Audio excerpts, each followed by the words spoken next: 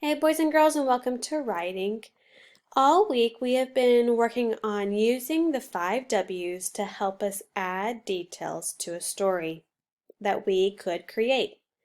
Today we will use what we've learned and create a story using the 5 W's. Remember, we use the 5 W's to help us add details to our stories? Let's take a look at a story I've created using the 5 W's. So this is my story. Oh no! I can't believe this is happening to me. It all started when I woke up this morning. I got out of bed and realized the clothes I picked out to go to school in was missing. I couldn't believe my eyes. My dog Lucy came running into my room and jumped on top of my bed.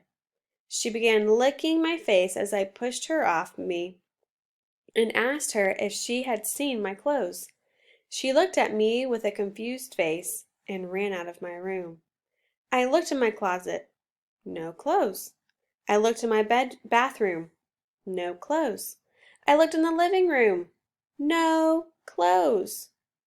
Just when I thought I wasn't going to find them, in came Lucy with my shirt in her mouth. I knew right then that Lucy had taken them when I went to sleep. I quickly grabbed the shirt and followed her to the place where she hid the rest of my clothes. Great, I said. Now I have to go to school with wet clothes.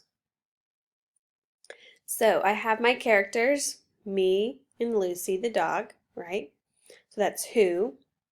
What happens? My clothes go missing. Where did this happen? It was in my room. When did this happen?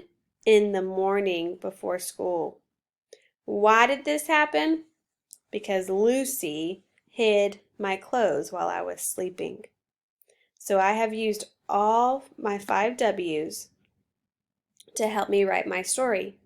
Now it is your turn to write. I want you to write a story today, just like I did. Make sure that you have the 5 W's: who, what, where, when, and why. And when you finish, upload a picture of your writing for your teacher for me to see. Okay? Meet me back on Zoom and I will answer any questions you might have and help you get started.